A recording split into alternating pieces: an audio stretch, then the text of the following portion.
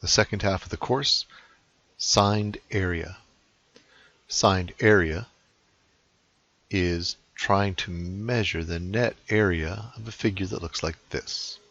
So we have the graph of a curve, some function of x.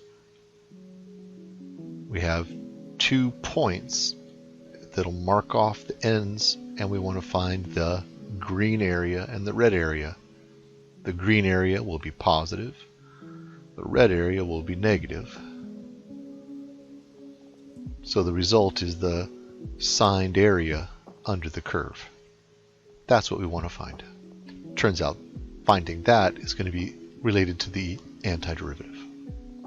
The only tool we're going to use is rectangles. Rectangles, height times base. Height, base. This construction is called a Riemann sum construction. There are many different constructions. There's whole courses devoted to constructing areas, but the area is a unique number, and this construction is the easiest, and so that's the one we're going to use.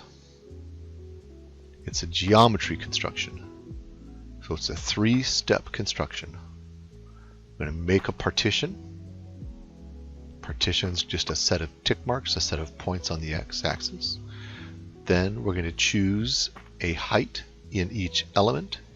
An element is the space between partition points, the base of our rectangle.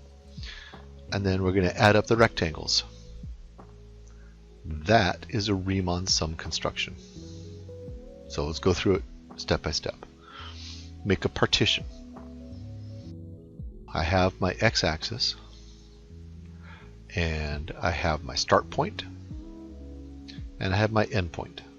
And I want to find the signed area in between.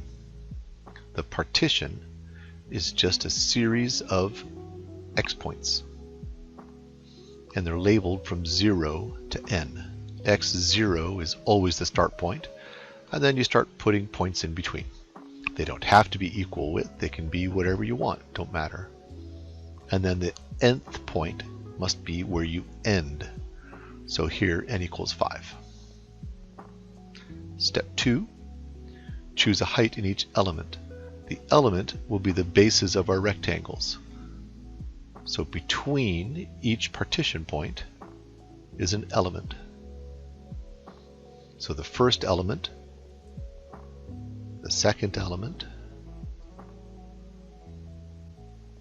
the third element.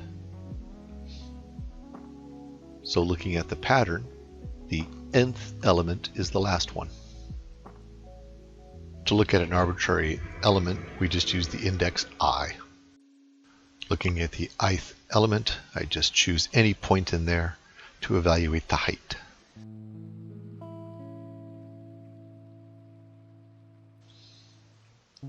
Now I make my rectangle area, and I just measure. Horizontal ruler, I measure the base. This will be labeled delta xi. Vertical ruler, measure the height. So here, depending if y is positive or negative, my height is going to be positive or negative.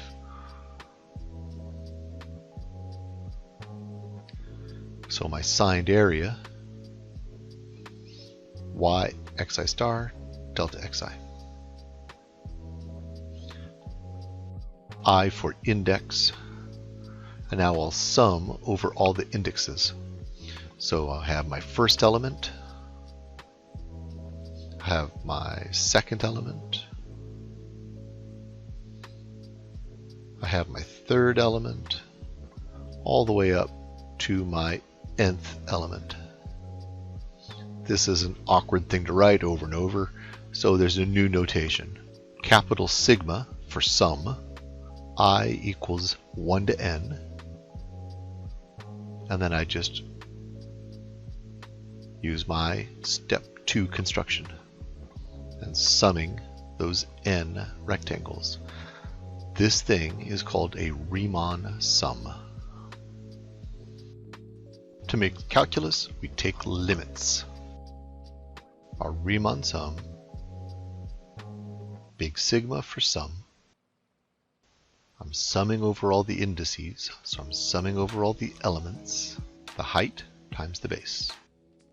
So the geometry is, I've got my partition points, and I have my height choosing points in each element. We'll do some labeling. So my fourth and fifth element, so it's my fourth and fifth height choosing point. Construct my rectangles. Height times base, positive area, height times base, negative area, labeling. So that's y of xi star delta xi for the indices 4 and 5. We'll take the limit as n goes to infinity. Actually, the limit as all the delta xi's go to 0, which is driving n to infinity. This limiting number will use this symbol, a stretched out s, the integral sign, from start to end, y of x dx. So we're losing all of the indices.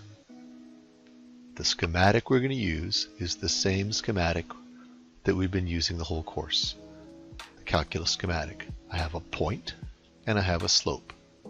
I don't care about the slope now, but I am going to use the differential in x. And that'll be my base. That gives me my area, y times dx. X plus dx is the next partition point. Something to be aware of, which is an enormous point of confusion. Antiderivative versus area construction. Area construction has a start and end point on the symbol. Antiderivative, no numbers on the symbol. That is the only difference between the notations. But they mean completely different things. An antiderivative is a function of x. The area construction gives you a number. Different things.